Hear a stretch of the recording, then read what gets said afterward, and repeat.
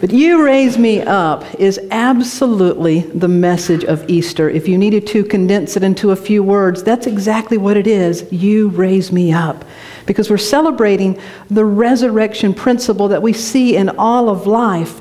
And yet sometimes, and unfortunately, especially in Christianity, Easter can become a time that it pokes on some old wounds, perhaps, and it causes a lot of confusion. And so it's one of those times that can be sort of sticky and hard to confuse. And it reminds me of a story I heard of a family that went to church on Easter. They didn't go to church a lot, but they went to church on Easter. And so afterwards they were home and having dinner together, and the parents asked the children, "So what did you learn in Sunday school?" And the two little boys kind of looked at each other and they said, "We just learned about Easter." And the parents said, "Well, tell me, what did you learn?" And so the older boy spoke up and he said, "Well, they told us about Jesus who, he said he was God's son, and because of that, people didn't like him and they killed him. And that's what Easter was about." And they said, "Okay, was that all they told you?" "Well, no," they said, "after they killed him, they put him in this tomb, which is kind of like a cave, and then they put a big rock on the outside of it." "Was that it?" "Yeah." And so then a few days after, some of his friends went to that place to see where he was, and they went in and they found the Easter bunny. The parents said, "Is that what they told you?" "No, but if we told you what they told you, you wouldn't believe it either."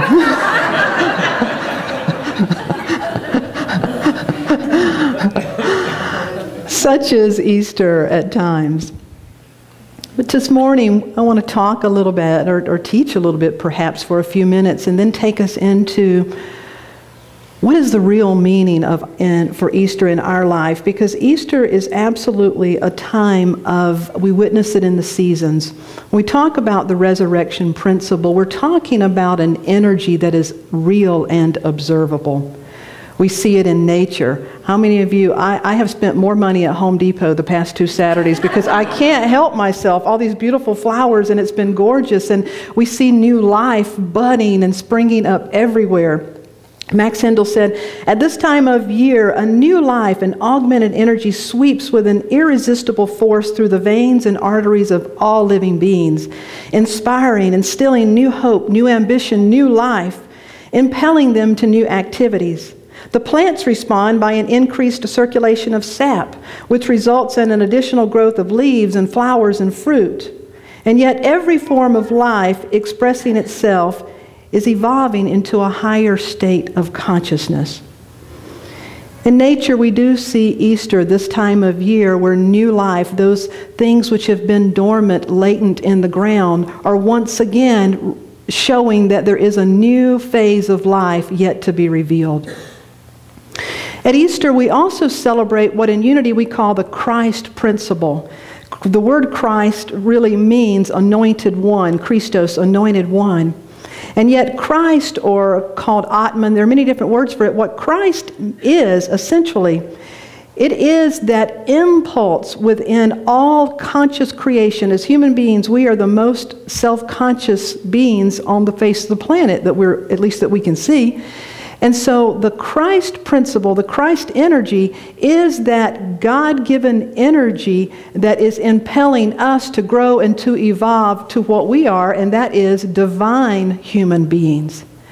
And so the Christ is available and present in everyone, and yet not everyone is available and present and consciously cooperating with the Christ. So Easter, we recognize it in nature, we recognize it in the Christ principle, and then we recognize it and celebrate it in the life of a man that we knew as Jesus. Now, Jesus was an individual who his divinity was manifest in him. It was made manifest in him. He actualized his Christ potential, and because of that, he was a living, enlightened being, a Christed one. He made his life purpose and mission to tell everybody, this is who you are. This is for you to do as well, for you to aspire to and become. He never intended for people to say, I'm the only one. As a matter of fact, his message was the exact opposite. It was follow me, meaning you follow in my footsteps, do the same thing. And so Easter, we celebrate that life of that individual who was so Christed that when he died, his life did go on to take on a new form, a higher level, which every life does. So we celebrate all of those things in Easter, and from those, hopefully, we are deriving some real value for our own life. When we talk about Easter, we also see a cross. Now, let's be honest for just a moment. Does anybody get the heebie-jeebies around a cross? Yeah, a lot of individuals, especially, it kind of depends on your religious faith and how you grew up and what you have been told and may believe. So Easter is a great opportunity for healing and for reclaiming the power of the cross. The cross is a very powerful symbol. Any symbol, the only power that it has is the power that we instill in it. There's absolutely nothing powerful about this candle. But if everybody for 2,000 years prayed to this candle and blessed it with their love, this candle would eventually begin to vibrate with the presence of love. It couldn't be otherwise. The cross is a very powerful symbol of transformation because it has been used in that capacity for eons. But in the mystic traditions, what the cross was really understood is the vertical line represents spirit immortal, or the Christ presence, the I am, the part of us that will always live, the part of us that is animating us right here, right now. The horizontal arm represents the individual personality. And so the cross is very powerful because those two come together, and if you see in the very middle, that's the place where Jesus lived. He knew himself as He identified more as an immortal spirit that is an individual personality. He knew that there was nothing to try to get rid of in the human body, that the human self was to be loved and embraced to such an extent that it could become a complete host of the higher self, the higher presence. The next screen, and you have this bookmark that we created for you will guide us through today because there are some stepping stones. The next one, this is another ancient symbol of the sacred chalice. You know, the chalice, the Holy Grail, which King Arthur, a lot of the mystery traditions use the sacred chalice, and again, it looks very much like the cross. Those ancient people knew that that was us. That's what we were seeking to become. And so again, I wanted to use this day as an opportunity to hopefully shed some new light and offer some excitement about this symbol. So the next screen is from Myrtle Fillmore, the co-founder of Unity, and this is written on one side of your bulletin, and I invite you to affirm this with me now. As lives the flower in the seed, so lives the Christ in me. Now turn to somebody and say, as lives the flower in the seed, so lives the Christ in you.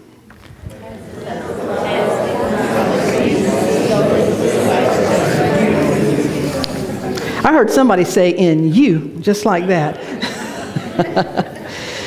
Now this is an idea, you can go to the next blank screen. This is an idea that, that Jesus really had and brought to the earth. And one thing, I love Victor Hugo said, you can resist an invading army, but you cannot resist an idea whose time has come. You cannot resist an idea whose time has come. When it was discovered that the world was not flat, but it was round, you could resist it all day long, but it was futile. Because when an idea whose time has come, there's no more resisting. And so the idea whose time has come is that we are far more than meets the eye. Our theme as a spiritual community this year is Do Greater Things, and this next quote comes from the author of the book, Do Greater Things, Reverend Felicia Searcy, said, when it is time for something greater to be born, the idea will find a clear channel. The idea will come through someone who cannot turn away from the truth it carries, regardless of the repercussions.